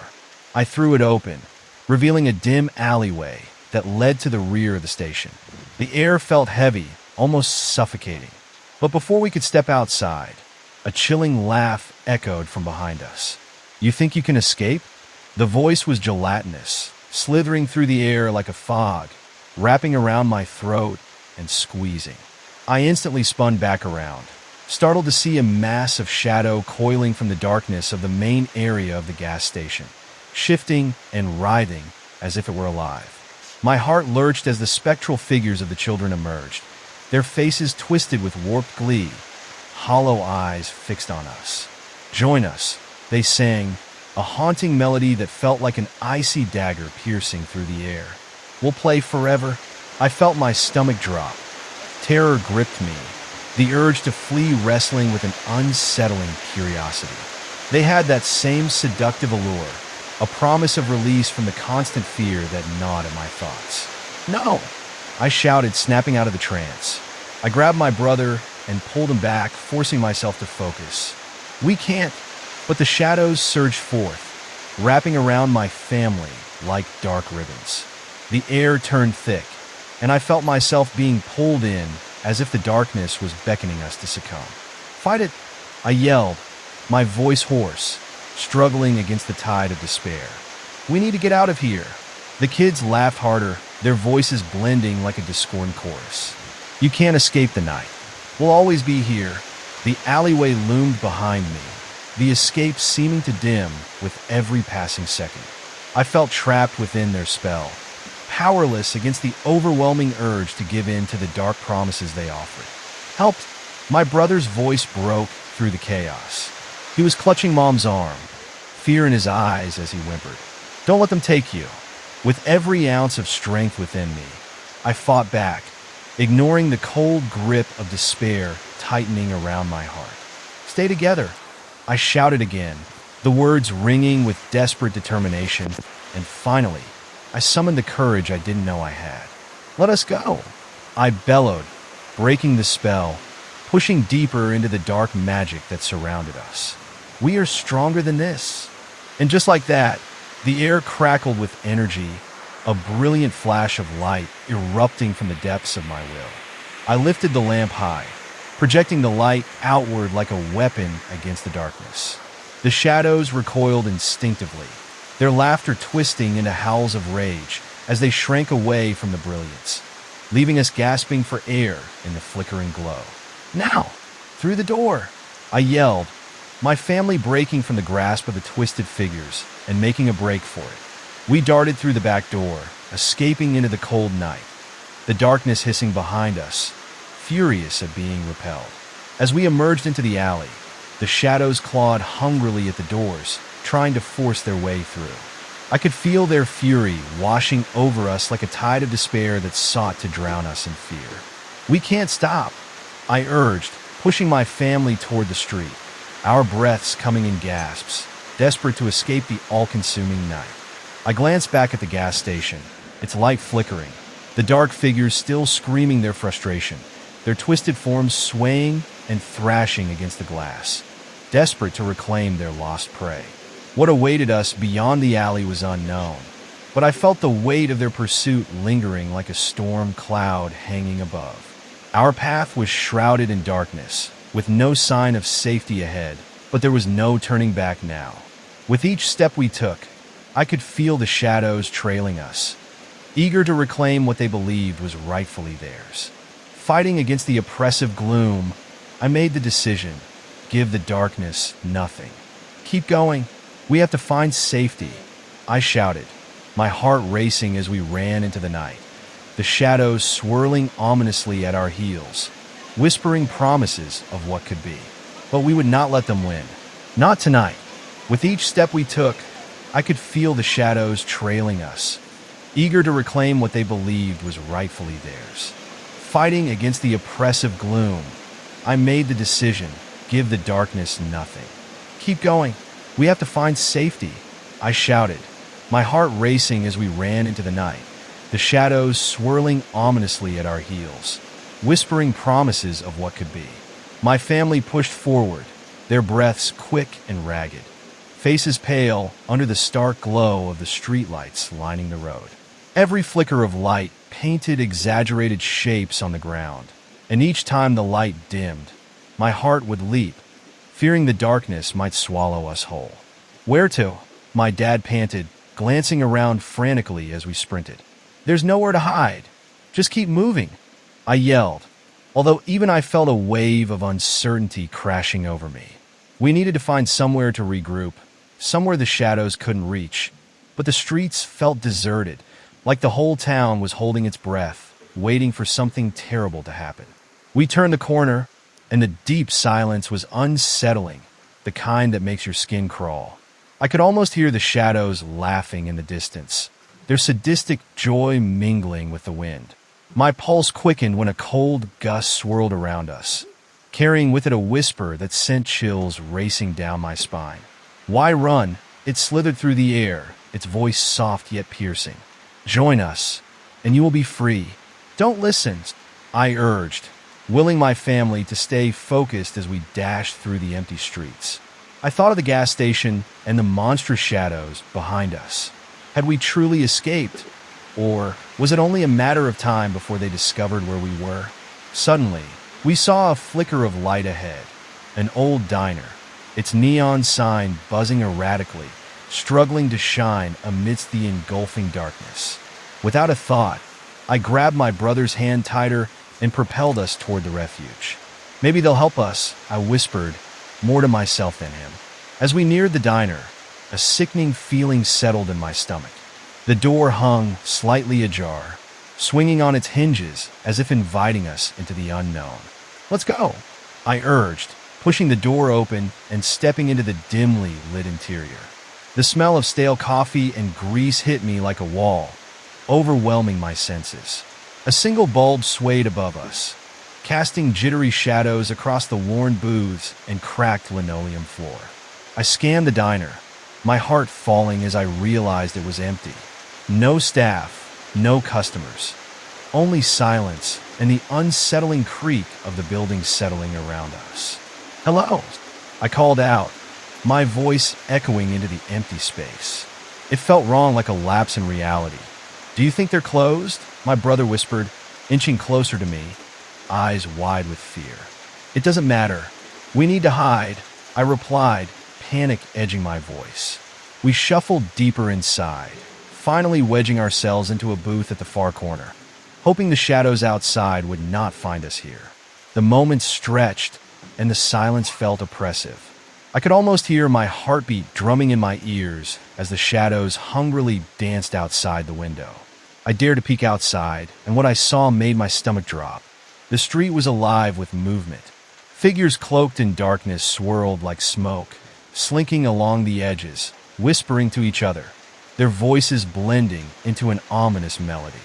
They seemed to be searching, waiting, their glowing eyes flickering like candle flames in the night, filled with insidious intent. "We shouldn't have come here," I muttered, feeling the certainty seep into my bones. "What if they find us? Are they looking for us?" my brother asked, voice trembling as he shifted closer, seeking comfort in my presence. The thought made my skin prickle. "I don't know," I responded breathlessly, grabbing his hand. My every instinct screamed that we had stumbled into a trap, an intricate web spun by those shadowy figures. It felt like hours passed in tense silence as we watched the shadows swirl outside, their forms twisting and changing.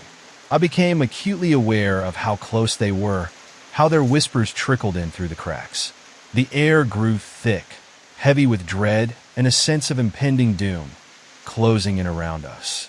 Then, as if they sensed our fear, the shadows shifted suddenly, pouring into the diner like a dark wave, seeping through every crevice. My breath caught in my throat as they started to shape themselves, forming familiar figures out of the gloom. "No!" I gasped, recognizing the twisted faces of the children from the gas station, now three-dimensional and alive with malice. Their eyes glinted with excitement as they prowled toward the booth, their laughter slicing through the heavy air like a knife. "Why did you hide?" one of them taunted, a sweet yet sinister voice that sent chills crawling across my skin. "We just want to play." I pushed my brother behind me, my heart racing as my mind scrambled for an escape. But the diner felt like a trap, the light dimming, choked by the darkness around us. As they drew closer, the air chilled, and I could see the shapes of their twisted bodies merging into one collective entity, a grotesque amalgamation of shadows and laughter. The diner's flickering lights struggled to keep them at bay, but their energy was undeniable. It was as if the shadows themselves were gaining strength, determined to consume us. "Join us," they sang, the chorus rising and falling like a chilling lullaby that threatened to pull me under. "You could be one of us." "No," I shouted, the word a desperate plea that reverberated through the eerie space. I won't let you take us. In that moment, fueled by a surge of defiance, I grabbed a ketchup bottle from the table and hurled it toward the nearest shadow. It splattered against the figure, and the red liquid burst out, clashing dramatically against the blackness. The creature recoiled, hissing angrily, its body retreating into the shadows as if burned. The other figures paused, their laughter faltering, confusion flickering in their hollow eyes. "Run!" I cried, seizing the opportunity, and pulled my brother from the booth, dashing toward the back exit. The children's howls of frustration filled the air, a sound so uncanny it clawed at my sanity. I pushed through the door and into the alley behind the diner. Night wrapped around me like a shroud, but there was no time to hesitate. I could hear the shadows spilling out behind me, their whispers turning into screams, anger boiling over in a tide of darkness. Frantically, I glanced around, looking for a direction, anything that could provide a path away from the chaos. We were outside, but the night did not feel safe. The streetlights flickered apprehensively above us, casting fleeting shadows that seemed almost alive. "Where now?" my brother gasped, helplessness creeping into his voice. "There." I pointed toward an old van parked across the lot.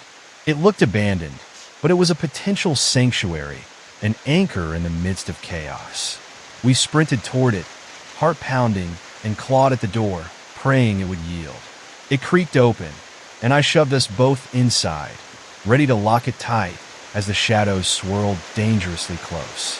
"To the front," I whispered urgently, shoving my brother into the passenger seat and diving into the driver's side.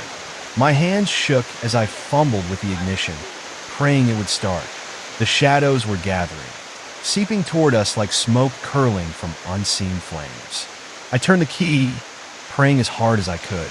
The engine sputtered, coughed, then roared to life, filling the air with a vibration that felt reassuring amidst the chaos. "Yes!" I nearly shouted, but as I slammed the gear shift into drive, the shadows lunged at us, pressing against the windows with a chilling pressure. Their forms battered against the glass like a storm against fragile glass. "Go! Go!" my brother screamed as I slammed on the gas, the tires screeching against the asphalt. As the van lurched forward, tearing away from the diner, relief flooded my senses. But there was no time to breathe. The shadows accelerated behind us in pursuit, their forms condensing into creatures of darkness that clawed at the sides of the vehicle. "Faster!" I yelled, gripping the wheel with white knuckles as the van sped down the dark street, the headlights slicing through the blackness. I could feel their anger radiating off of them, an electrifying force driving them closer. Their whispers no longer melodic, but a relentless cacophony, scrambling my thoughts. "Why won't they stop?" my brother whimpered in fear, tears streaming down his cheeks, his small body shaking against the seat. "We'll find a way," I shouted back, determination igniting a spark of hope within me. But even I couldn't shake the suffocating grip of despair clawing at my mind. The shadows were relentless, following us like a waking nightmare. The road ahead twisted into darkness, the world outside morphing into an endless tunnel, a void from which I knew there was no escape unless we could outdrive our fears. I fought against panic, my mind racing as darkness pressed in from all angles. But something instinctual urged me to keep going, to search for a light, navigate through this nightmare, and emerge alive on the other side. And just then, through the blur of shadows and the echoing whispers, I spotted a flicker of light up ahead, a faint glow piercing through the night like a beacon of hope. "Do you see that?" I gasped, heart racing in excitement. "Yes!" my brother exclaimed, grabbing my arm, hope momentarily lifting our spirits. "Go there?" I pressed the accelerator harder, willing the van to surge toward the light, believing it was our chance to escape the clutch of the shadows. They howled in frustration, thrashing wildly against the vehicle, but I wasn't listening. I was fixated on that glowing promise of safety. Just as we approached the source of the light, a familiar yet unsettling realization washed over me. I recognized the building, It was the old abandoned church at the edge of town, a place rumored to be a refuge for those lost in the darkness. But how could that be? It had been empty for years, long forsaken by the living. A surge of apprehension shot through me. Could it truly save us, or was it just another trap laid by the shadows? I had to decide in a heartbeat as the whispers grew louder, cutting through the tense air. "Hurry!" I shouted, my heart pounding as I swung the van into the parking lot, tires screeching against the gravel. I slammed the gear shift into park, adrenaline coursing through my veins. "Let's go!" I urged, grabbing my brother and bolting for the entrance of the church, our breaths coming in frantic bursts. Pushing the heavy door open, we stumbled inside, darkness welcoming us like an unwanted friend.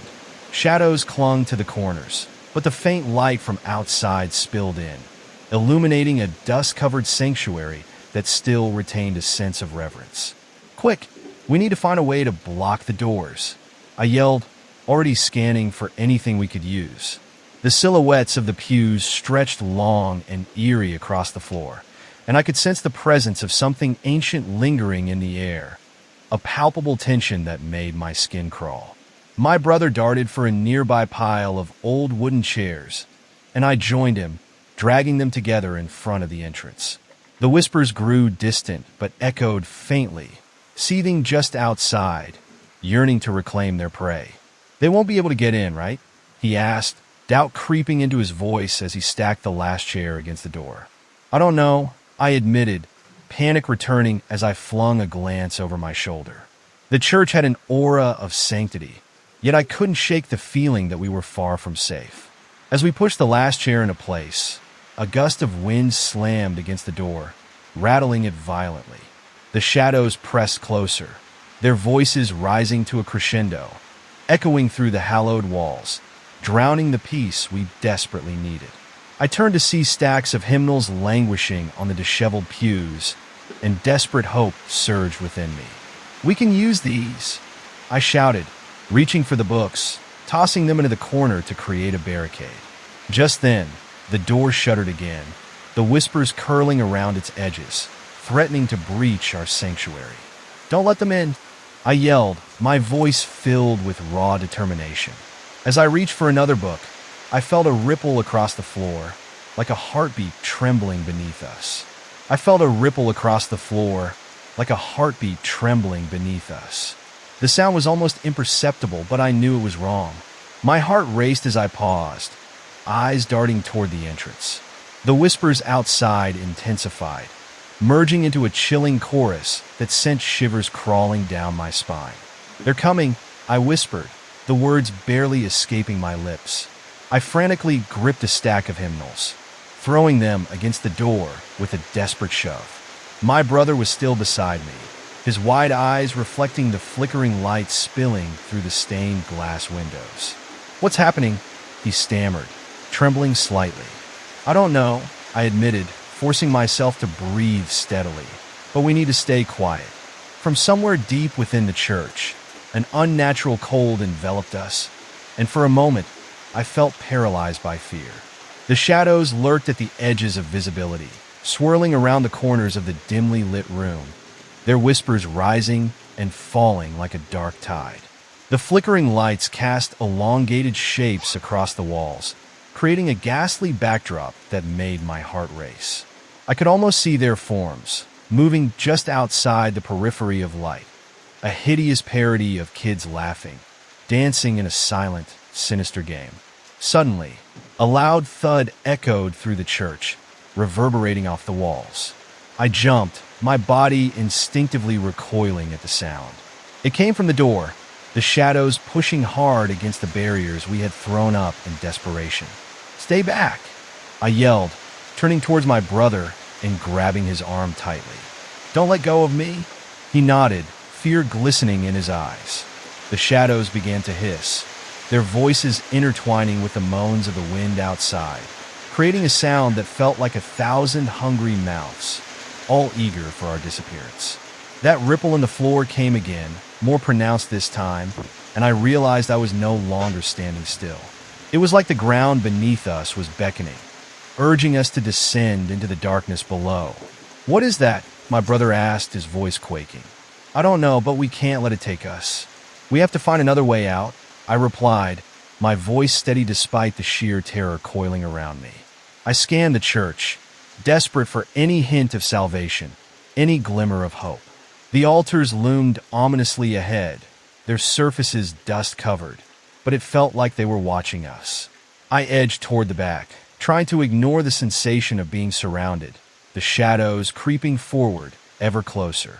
Just as I reached the steps leading to the altar, I noticed something glinting in the low light, a rosary. It lay forgotten and sorrowful on the ground, swaying gently, as if manipulated by unseen hands. "Do you see that?" I pointed toward it, a strange sense of urgency filling my veins. "Maybe it can help us?" My brother nodded, and I cautiously stepped forward. As I bent to pick it up, I felt a sudden chill, a presence wrapping around me. The air felt thick, suffocating. Shadows surged forward, their whispers cutting through my thoughts. "No, not that," a voice hissed from the darkness, one that sounded disturbingly familiar. I froze, recognizing the voice as one of the children from earlier. "What do you want?" I shouted, my voice laced with defiance, but inside I trembled. "Join us," the voice crooned, soft yet menacing. "We can be together forever." "No!"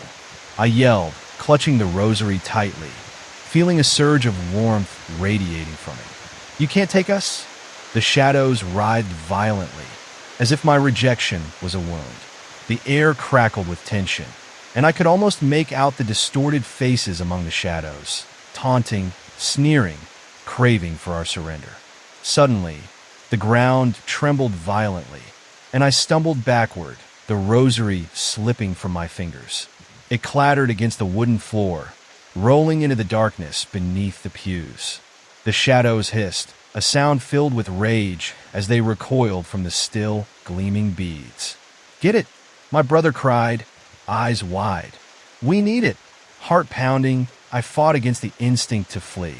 I dropped to my knees, reaching beneath the pew, fingers trembling as I groped for the light of the rosary. The shadows pressed closer, closing in, and I could feel their breath, cold, rancid, like decay. My fingers brushed against the beads, and I snatched it up just as the shadows lunged. The world seemed to darken, their rage a palpable force that tried to claw its way into my soul. "Stay back!" I roared, holding the rosary like a shield, and to my surprise, a brilliant light flared from the beads. The shadows hissed and recoiled, flickering against the brightness, their forms twisting as if in pain. "Quick!" I shouted to my brother. "We have to get to the front." With the rosary radiating warmth in my hand, I leaped to my feet, pulling my brother along with me as we sprinted towards the entrance.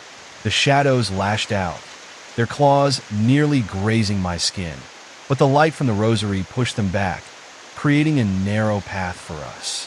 As I reached the door, I threw it wide open, the cold night air crashing over us with viscous uncertainty. Behind us, the shadows shrieked, their once alluring whispers now filled with wrath as they were forced back into the depths of the church. "Come on, we have to go," I urged, dragging my brother through the doorway and out into the night. Outside, the world felt surreal. The moon hung high, illuminating the street with a sickly glow. I squinted against the brightness, and for a fleeting second, my mind reeled.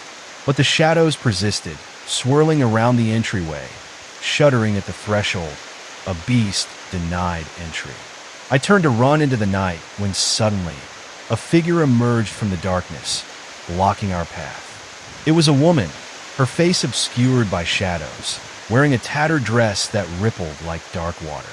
"Children," she called softly, her voice drowning out the noise around us. "You shouldn't be out here. They will hear you." "Who are you?" I shouted, fear bubbling again at the edges of my mind, worried she was another trap, another shadow masquerading as something human. "I can help you. Come with me." She extended her hand, but something about her was deeply unsettling. "They won't follow into the light.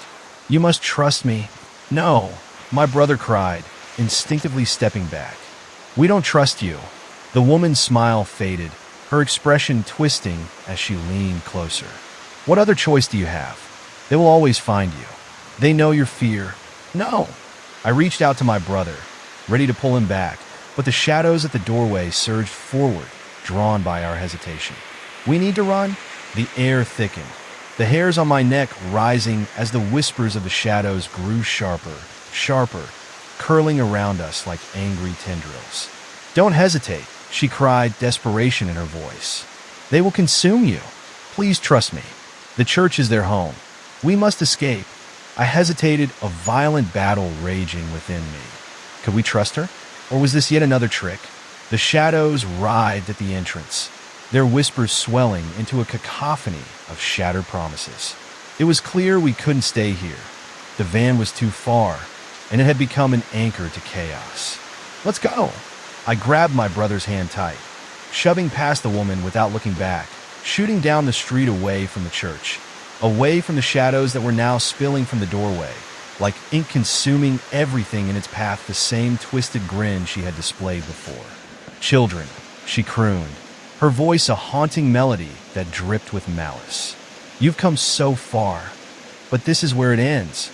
My heart plummeted. Why are you doing this? I shouted, stepping back instinctively, but the darkness swallowed my voice, making it feel weak and frail. It's not what I want, she replied, her smile widening, revealing too many teeth, sharp and glistening. It's what they want. I felt the shadows press against me like a heavy curtain, suffocating and thick. Panic surged within me, and I tightened my grip on the rosary, its warmth barely enough to stave off the encroaching horror. They only need a little more, she continued, as if unaware of my fear. A little more fear, and they can take you. What do you mean? My brother whimpered, clinging to my side. The sound of his voice cut through the heavy air, the sound of his fear mixing with my own, amplifying it. The shadows thrive on despair, she hissed, her eyes glinting in the darkness as she stepped closer. You've come so far, faced terrors unimaginable, but they feed on your doubt, your terror. They want you to break. I felt a spark of defiance igniting within me. We won't break, I yelled, gripping the rosary tightly and holding it before me like a weapon. The dim light flickered and sputtered, yet it felt like the only shield against the advancing darkness. The woman's face twisted in frustration. Her figure shifted, twisting unnaturally. You think the light will save you? It's only a flicker in an endless night. As she moved, I glimpsed something moving behind her, shadows writhing and undulating, taking form, each figure twisted and grotesque, crawling from the walls where the glow of moss melted into darkness. Run! I screamed, grabbing my brother by the arm, whipping around to sprint back the way we had come, but the chamber was no longer the same. The entrance was gone, replaced by twisted roots and sheer walls. Panic surged anew as I turned back, my hope dwindling. You can't escape, the woman laughed, her voice echoing through the chamber as shadows enveloped us. It was a sound that clawed at my sanity. It felt as if the chamber were closing in, ready to swallow us whole. No, no, no! I shouted, frantically searching for another way out. The shadows drew nearer, their whispers coiling around us, chilling and inviting at once. I could almost hear my name among the voices, beckoning me to surrender. Don't listen! I barked at my brother, feeling the weight of the shadows like a dense fog. Stay with me? I fumbled in the dark, desperation coursing through every nerve as I pressed forward, taking shaky steps further into the shadowy labyrinth. With each step, the ground seemed to pulse, almost as if alive, as if urging me to turn back. But just then, I spotted a faint glimmer, a small stream of light that shimmered at the end of a narrow passageway carved into the stone. There! I shouted, hope surging through me. Is it safe? My brother questioned, but I had no time to mull it over. The shadows hissed and twisted violently, as if agitated by the mere thought of our escape. I pulled my brother along, urging him with every ounce of strength I had left. We have to try. So we hurried toward the light, the passage choking us with despair and dread. Tension hung like a shroud, and I could almost hear the frustrated cries of the shadows, angry that we dared to push them back. The tunnel narrowed, and the flickering light grew brighter as we closed the distance, illuminating the path ahead like a beacon. Just as we reached the mouth of the tunnel, the shadows erupted behind us, churning and howling, desperate to reclaim what they had lost. I lunged forward, urging my brother ahead as the roiling darkness lunged at our heels. "Go, go, go!" I cried, feeling the icy breath of the shadows skimming my back. When we stumbled into the light, it was blinding, an overwhelming surge that made me squint. For a moment, I could barely see, the radiance flooding through my vision, wrapping around me like warm silk. But then, dread washed over me as I heard it, a cacophony of anguished screams from behind as the shadows collided with the light, writhing against it in a frenzy. "What's happening?" my brother yelled as we shielded ourselves from the chaos, the sphere of light flickering around us like a dying star. "They're fighting back," I gasped, stepping closer to my brother. "It can't end like this," he shouted, eyes darting around in horror. As the shadows collided with the light, the ground trembled beneath us. I could feel a low, discordant rumble emanating from the chaos, a heartbeat pulsing through the earth, making my teeth ache. Shadows lashed out, clawing at the light, desperate to extinguish it. "Hold on!" I screamed, clutching my brother's arm tightly, and together we moved toward the source of the bright pulse. "We can't give in." We sprinted forward through the brilliance, feeling the warmth radiate against our skin, pushing us forward. I could sense the shadows in relentless pursuit, trying to snatch us from the light's embrace. "Don't look back," I urged, the sounds of their rage echoing around us. I felt like a moth drawn to flames, knowing I had to face what was behind, but yearning to escape into this blinding sanctuary. But the shadows were transforming, twisting into something more sinister, something that almost resembled my brother and me. I fought off the disorienting sense of dread as I struggled to focus on what lay ahead. Just then, I heard a low growl, something primal and unsettling, vibrating through the very air. The shadows began to morph, elongating and contorting in ways that made my stomach twist.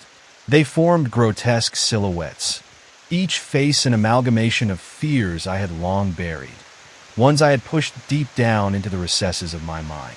"No!" I shouted in defiance, pushing forward even harder. "You're not real. You're nothing but a lie." The growls intensified, blending with haunting whispers. "Join us," their voices crooned, echoing memories of the people I cherished and lost. I could almost see my father's pleading eyes, my mother's worried expressions as the shadows tried to draw me in, showing me moments of pain and sorrow that I tried to forget. "They're wrong," I yelled, desperation fueling my resolve. "I will not become like you."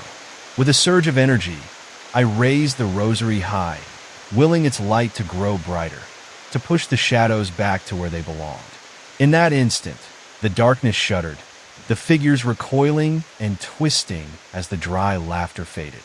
I felt power surging within me, coursing through my veins, anchoring me firmly to reality. "Keep going," I shouted to my brother, urging him into a run as I pressed forward, struggling against the howling shadows behind us. We crossed the threshold of the light, the heat enveloping us, the brightness igniting every part of me. But just as I thought we might be safe, everything changed once more. The light dimmed suddenly, flickering like a candle in a storm as the shadows charged forward in one final push. "Stay together." I gripped my brother's hand tightly, panic clawing at my insides. I could feel the pull of the shadows, like icy fingers wrapping around my ankles, dragging me down. I glanced back, and in that moment, I was met by the sight. Creatures formed from my deepest fears, racing toward us, their mouths twisted in gleeful hunger, ready to consume all joy that had ever existed. "Fight it! Don't let them take you!" I yelled, but doubt crept into my voice, fighting to take hold. The air crackled with energy, warping around us in a maelstrom of light and shadow. the balance between hope and despair trembling on a knife's edge. Just when I thought it was too late, I heard the distant sound of chanting, rising from deep within the earth, an ancient rhythm that resonated through my bones. Listen, I urged my brother, feeling the ground beneath us pulse in time with the sound, a heartbeat that felt close to home. We have to join in? No, they'll take us, he shouted, but I refused to let fear win again. Then you'll be lost. I pulled him closer, our feet starting to move in sync, despite our unrest. With each chant that rose within, I felt the shadows hesitate, the grip on my mind loosening as the connection to the light strengthened. The warmth surged through me, and together, we began to merge our voices into the rhythm, fighting back the darkness with every ounce of strength we had. The shadows began to wail, their cries merging with the hymns echoing through the chamber, a cacophony that both frightened and empowered me. We pushed on, voices rising, heartbeats syncing with the ancient energy surrounding us. The shadows began to writhe in agony, confused by the sudden surge of spirit, losing their hold over us as we continued chanting. With every word, the shadows recoiled, twisting in torment, shrinking back from the burgeoning light. Keep going, I urged, feeling the power rise even further, illuminating the long shadows, burning them away like fog under the sun. But just then, I heard a loud crash behind me, like the sound of thunder erupting from the depths of the earth. The ground shook even harder, and I stumbled as the room began to wobble. What's happening? My brother screamed, looking around in panic as the whole chamber trembled. They're collapsing, I yelled, realizing the truth that the battle was being fought on too many levels at once. We had disturbed something ancient and dark that had slumbered too long. A fissure opened in the ground, splitting the chamber, spilling shadows into the abyss as the floor cracked and splintered underfoot. Run! I shouted again, feeling fear piercing my heart, strengthening my resolve, drawing every ounce of adrenaline as we turned to flee from the vibrant light around us. But as we darted toward the narrow passage, I could feel the shadows pulling at my heels again, threatening to seize us in their icy grasp. And then, with all my might, I hurled the rosary behind me, letting the light burst forth, a final beacon pushing against the shadows that clawed at my back. Together, I yelled, holding my brother's hand tighter. Don't let go! We bolted through the crack, just as the chamber erupted in a cacophony of sound, a symphony of shadows shattering under the weight of our spirits. We stumbled into the darkness beyond, suddenly engulfed in a thick mist that clawed at our skin like icy fingers. Breathing hard, I pulled my brother close, darkness swirling around us, hiding the chaos we had just escaped. There has to be a way out, I gasped, straining to see beyond the fog. Do you think we lost them? He asked, voice wavering, eyes wide with fear as he glanced back into the swirling darkness. I don't know, I replied, pushing against a wave of dread. We need to keep moving. We can't stop now. With hesitant steps, we trudged forward, the air heavy and thick. And for a moment, it all felt eerily quiet, the kind of silence that made my skin crawl. But then, I heard it again, the whispers rising from the depths, curling through the fog like sinister tendrils, seeking us out in the dark. Can't you see? They hissed, the voices layered in sadness and anger. Every step you take only leads you back to us. No! I screamed, panic rising in my chest, the last of my courage hardening into a resolve. You can't have us. You're just echoes of fear. But the whispers only laughed, a chorus of despair that surged through the air, creeping under my skin. Just then, I felt my brother's grip weakening, his body trembling at the words surrounding us. I can't do this. Stay with me, I shouted, pulling him closer. We've come too far to give in now. In that moment, I glanced at the remaining darkness swirling around us, and a chilling thought crossed my mind. The shadows were gracefully dancing in and out of view, morphing before us like waves of despair. They had known us, haunted us at every turn, twisted our memories into weapons against us. Suddenly, I had to confront the shadows, knowing they had been feeding on my fear for so long, shaping themselves from my darkest moments. I could feel their weight pressing down on my chest, suffocating me with the memories they conjured up, each one a dagger, twisting deeper into my heart, dragging me closer to despair. "There's something in us, isn't there?" I whispered, realization dawning like a cold light shattering the darkness. "You know us better than we know ourselves." My brother shivered beside me, his breath shaky as he glanced nervously into the swirling mist. "What do you mean?" "They're using our fears against us," I said, heart racing as the shadows twitched and slinked closer, eager in their pursuit. "They know our regrets, our sorrow. They are our own twisted memories." As I spoke, the whispers grew louder, curling and swirling around us, taunting, echoing the very things I wished to forget. "You can never escape your past," they sang in unison, voices dripping with mock sympathy that felt like ice on my skin. "No, you're wrong," I retorted, trying to push back against the unseen force. But even as the words left my lips, I felt their power creeping in, reeling me back to moments of vulnerability, uncertain smiles, lost loves, times when hope had slipped through my fingers like grains of sand. The air grew colder. Each breath I drew carried the taste of bitter memories. This was more than a fight for my life. It felt like a battle for my very soul. Shadows flickered around the edges of my vision, taking on forms I recognized but tried desperately to ignore. Faces of friends, laughter twisted into cries, happiness contorted into despair. "Don't look!" I shouted to my brother, gripping his arm tighter. "Just keep moving. We have to find a way out of here." He nodded, though fear shimmered in his eyes. Together, we pushed forward, the ground shifting beneath our feet, as if the very earth beneath us was alive, eager to swallow us whole. The shadows shrieked, the sound shrill and piercing, gnawing at the edges of my sanity. Suddenly, a figure emerged from the mist, tall and ominous, with hollow cheeks and sunken eyes that seemed to absorb all light. It stepped forward with an unsettling grace, moving against the flow of the darkness, an embodiment of everything I had feared since we first entered this cursed place. "Why do you run?" it crooned, voice smooth yet harsh, like gravel digging against my skin. "There's nowhere else to go. Here, you can embrace what you are. What do you want from us?" I demanded, though deep inside, I felt the trembling uncertainty clawing at my composure.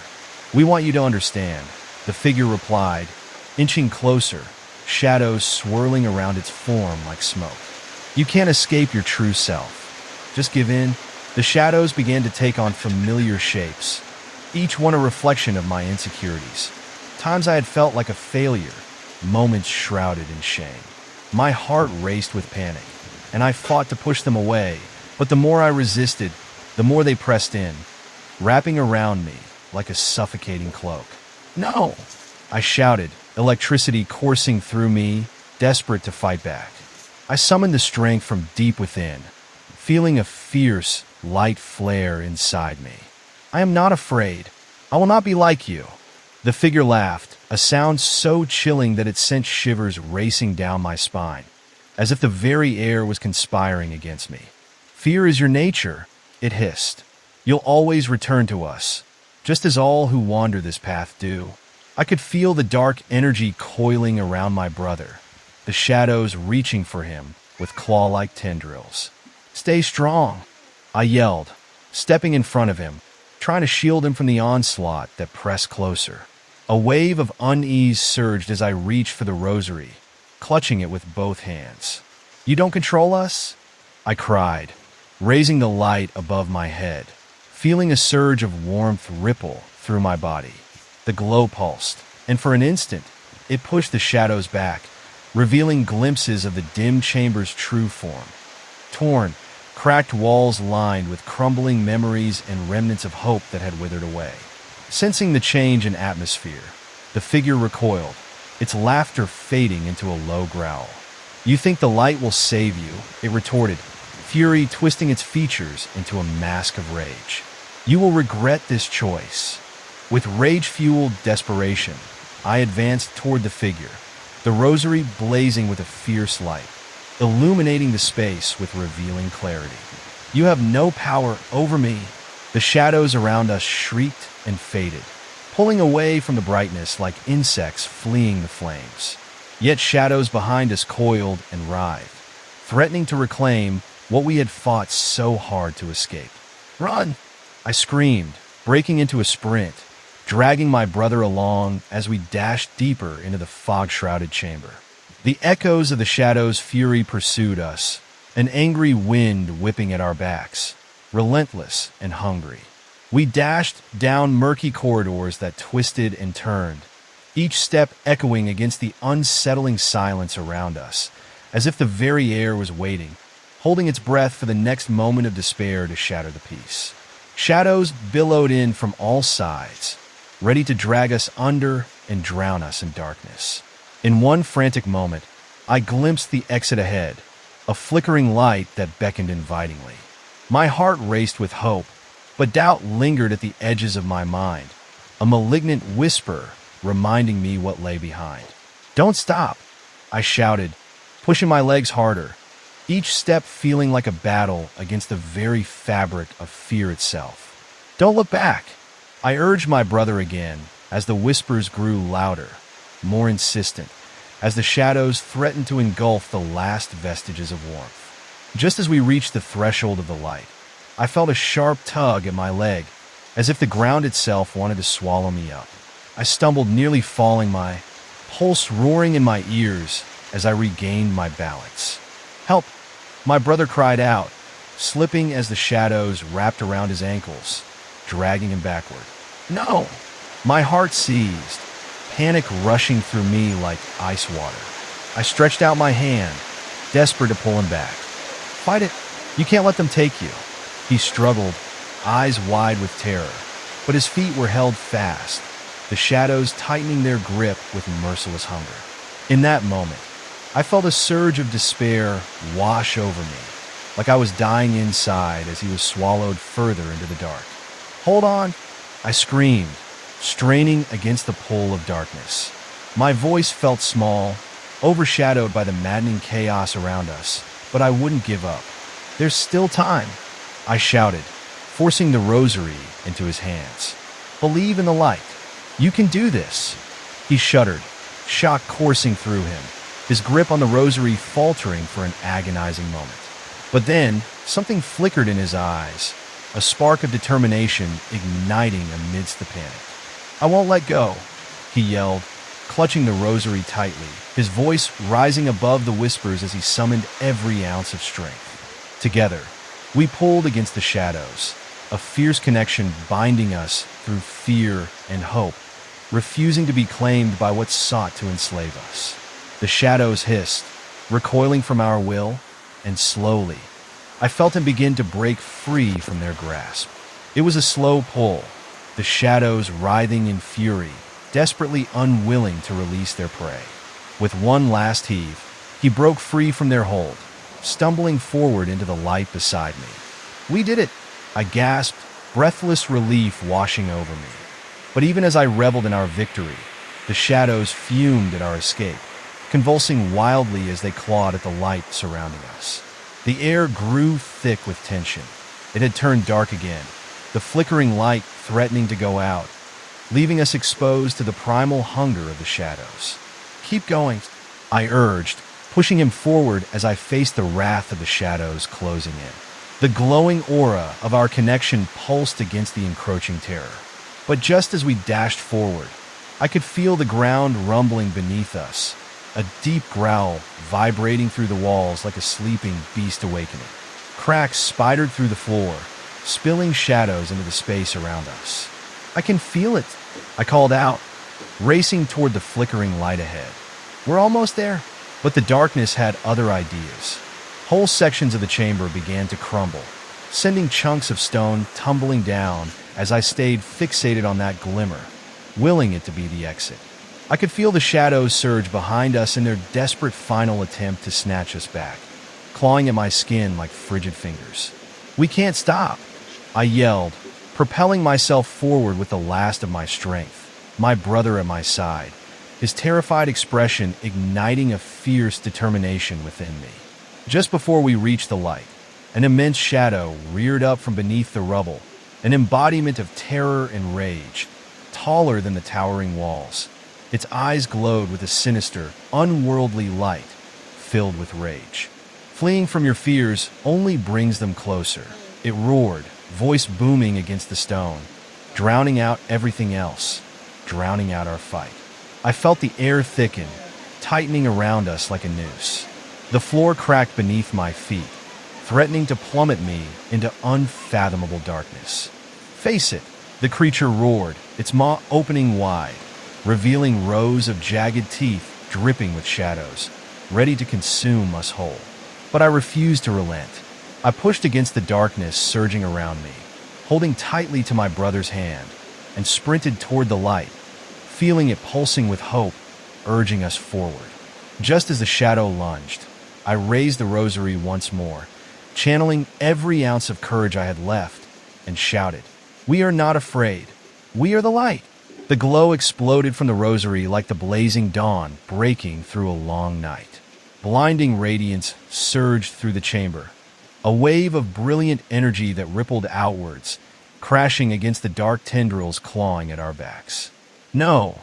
the figure shrieked, the power of our light erupting in a magical storm, forcing the shadows to recoil, shriveling beneath its intensity. With one final push, I reached the edge of the light, and we surged forward, tearing through the threshold. Time seemed to stretch, the darkness howling behind us as I felt a soul-shattering weight lift from my chest.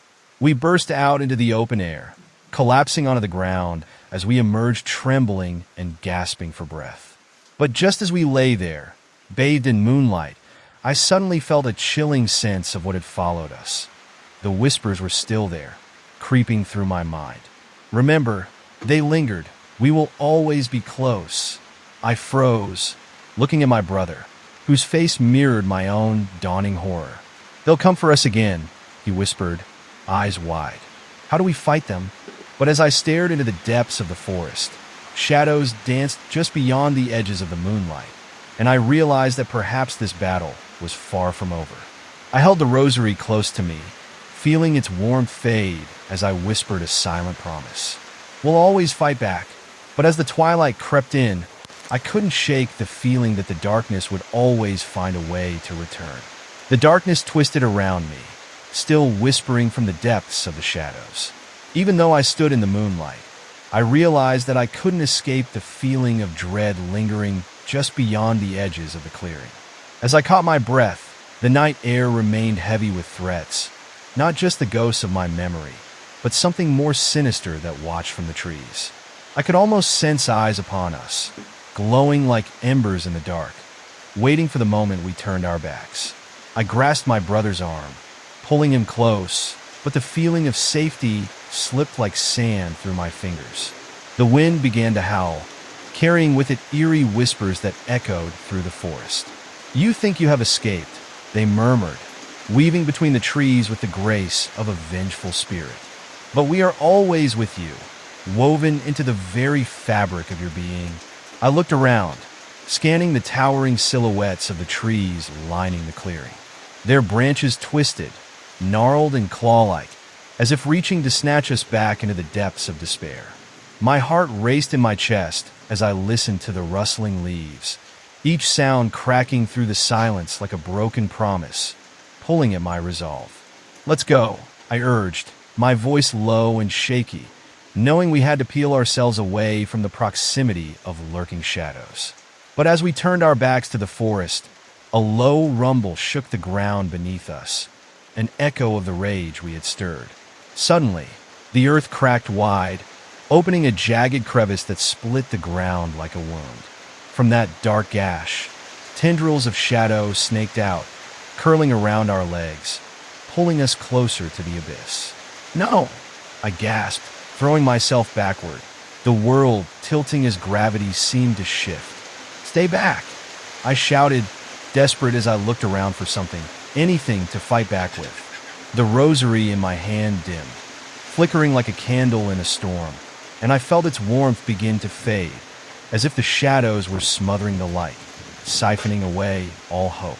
I could only watch in horror as my brother fell to the ground, the darkness wrapping around him like a funeral shroud.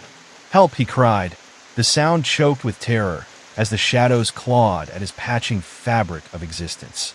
"Fight it!" I screamed, lunging toward him, but the shadows were stronger, rippling like a tide that crested and crashed, dragging him beneath their surface. "You are more than this!" But even as I shouted, desperation clawed at my throat, fear wrapping around my heart, squeezing tighter.